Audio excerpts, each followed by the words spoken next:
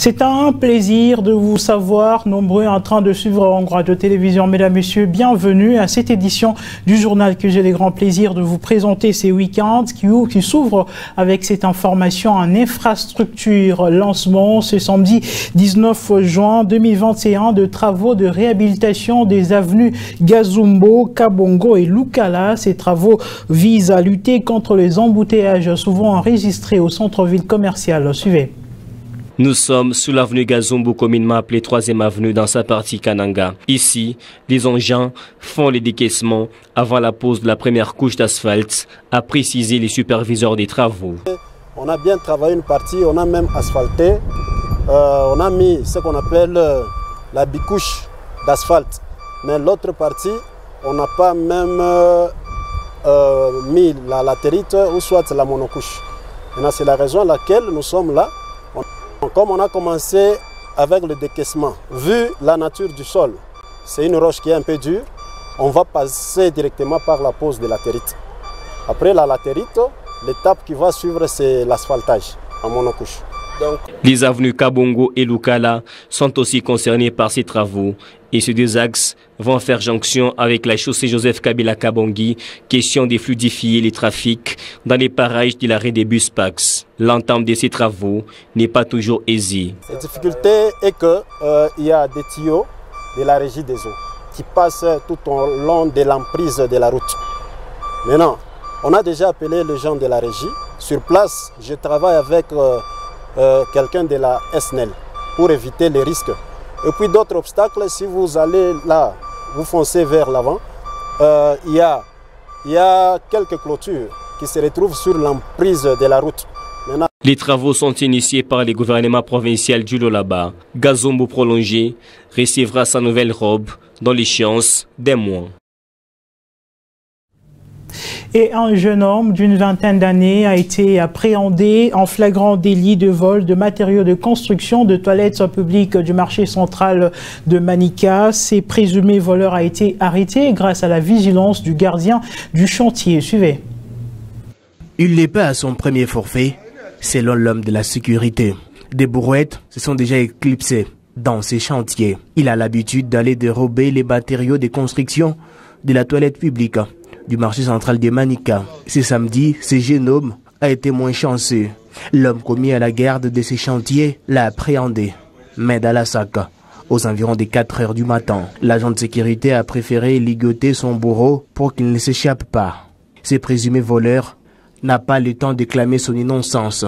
Il est bien conscient de son acte posé. J'ai été arrêté parce que j'ai volé un des matériels ici au chantier. C'était autour des 4 heures que l'homme de la sécurité a mis la main sur moi. Je pensais qu'ils avaient déjà fini à construire les toilettes et ces matériaux n'avaient plus d'importance pour eux. Quelques minutes plus tard, le pick-up de la police surgit et ce présumé voleur des matériaux de construction embarqué et sera déféré devant les instances judiciaires. Signalant que les travaux de construction des toilettes publiques du marché central de Manika sont dans leur dernière phase.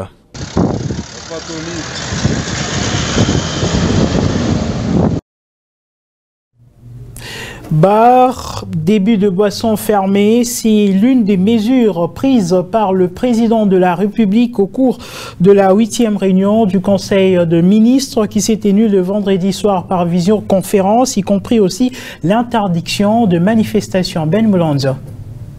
La sentence est tombée le vendredi soir à Bunia au cours du Conseil des ministres présidé par le président de la République, en imposant d'abord au bar, débit de boissons, le marchand à la sauvette, une fermeture effective pour une durée indéterminée. Un durcissement des mesures de lutte contre la propagation de la Covid-19 qui s'explique par un taux élevé des cas de contamination depuis les débuts de la 3e vague de ce virus. La population de la RDC est appelée à porter désormais les masques partout, avec un accent particulier dans des milieux publics. Les avis de fermeture des bars sont partagés. Au Lualaba, particulièrement à Kolwezi, ce samedi, les portes des bars grandement ouvertes. Les nouvelles mesures méconnues du public. Et notre grand secteur a été frappé par les effets du Conseil des ministres de Bunia, c'est les transports. Dans le transport en commun, Seuls 50% de la capacité d'accueil sera tolérée et tous les passagers doivent être assis. Les mototaxis sont autorisés à prendre qu'un seul passager. Les couvre-feux restent maintenus de 22h à 4h. La PNC et les services de sécurité sont tenus de veiller au respect de ces nouvelles dispositions. Mais il y a encore du chemin pour que les lois là-bas s'alignent derrière ces mesures. Parmi les mesures barrières édictées figure la distanciation sociale que le président de la République, Félix-Antoine Tshisekedi, a aussi mis un point là-dessus. Et dans les églises de la province du Lualaba, les pasteurs ainsi que le fidèle s'y mettent déjà pour respecter cette mesure. Suivez. Nous avions salué vraiment la décision, ou soit toutes les décisions que le président a prises pour que nous puissions vraiment travailler contre la propagation de cette troisième vague de Covid-19. Oui, on a reçu toutes les instructions. Ici, localement, dans notre paroisse, nous sommes en train de prendre toutes ces mesures-là au sérieux. Parce que vous allez constater que la première des choses, à l'entrée, il y a les seaux avec de l'eau, avec du savon liquide. Les gens se lavent. Non seulement ça, il y a aussi les gels hydrauliques. Là, il y a des désinfectants que nous sommes en train d'utiliser, qui sont là. Non seulement quelqu'un se lave, il y a aussi les désinfectants. Et deuxième dimension, il y a aussi les thermoflash. Donc, il y a des gens, avant d'entrer dans la salle, ils doivent vraiment être testés, la température. Et la troisième dimension, nous respectons la distanciation et aussi chacun porte son cache-nez. Il fallait mettre un petit peu les cultes. Bon, chez nous, le chef de l'État a dit, quand vous voyez la capacité de la salle, par exemple, ici, chez nous, quand vous arrivez, vous allez comprendre avec nous que la salle est tellement grande et aussi la capacité, donc elle peut recevoir autant de gens, donc nous faisons déjà la distanciation de toutes les chaises qui sont dans l'église, comme étant, donné que nous sommes en construction, l'église est un peu ouverte et aussi il y a beaucoup d'espace. Même les gens qui prient avec nous ne contiennent pas totalement dans la salle. Et le vice-gouverneur de la province du Lualaba, Fifi Masuka Saini, a présidé une séance de travail dans la salle de conférence du gouvernorat de province. C'est samedi 19 juin 2021 avec les différents responsables des services générateurs des recettes. Objectif de cette rencontre, renforcer les mesures de travail au guichet unique de la province et analyser la problématique des animateurs intervenant à la frontière entre la Zambie et la RDC. Suivez.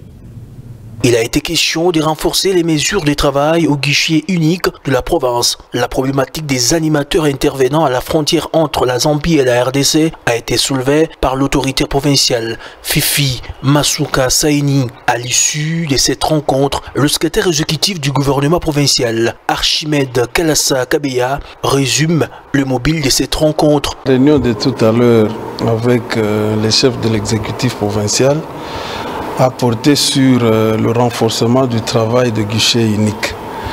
Et aussi, nous avons discuté sur le travail au niveau de la frontière zambienne et congolaise au niveau de Sakabinda, où l'autorité a estimé qu'il était important que les services s'installent au niveau de Sakabinda, mais avant de s'installer à Sakabinda, il fallait qu'on améliore sensiblement les conditions de travail. Évidemment, tous les services qui sont consignés au guichet unique ont donné les avis et considérations pour permettre à ce que le travail se fasse dans les conditions acceptables et permettre justement de maximiser les recettes, parce que c'est ça les leitmotivs de cette discussion, justement, qui a porté sur les différents services, comme je l'ai dit au départ. Dans ces échanges, l'on a noté la présence du ministre provincial des Finances, Achille Mouteteke Loualé. Et la Cour constitutionnelle a confirmé le vendredi 18 juin 2021 la déchéance de gouverneur Zoé Kabila du Tanganyika, Jean Bamamisa de l'Ituri, Jean Maouija du Kasaï oriental et Moussafiri du Maniema. Par contre, Dieudonné Piémé du Kasaï a été réhabilité. Suivez. Seul Dieudonné Piémé du Kasaï qui a été réhabilité à son poste de gouverneur. Décision qui découle des arrêts rendus en inconstitutionnalité par la Cour à Kinshasa concernant la saisine du gouverneur de la province du Kasaï, Jean Maouija, destitué le 1er avril pour détournement de deniers publics.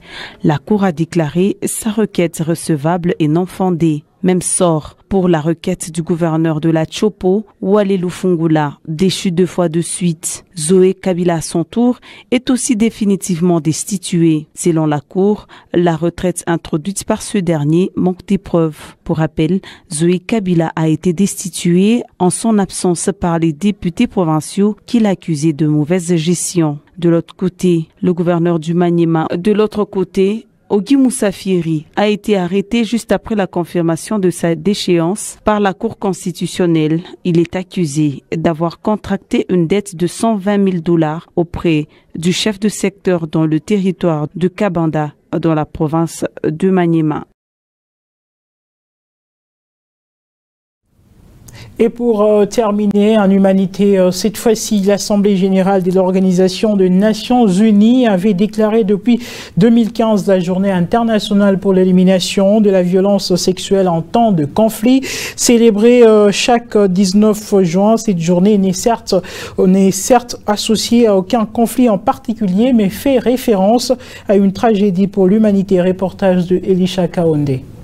Violés, déplacés, utilisés comme armes de guerre, les femmes et les enfants sont souvent les premières victimes dans l'ombre des conflits armés.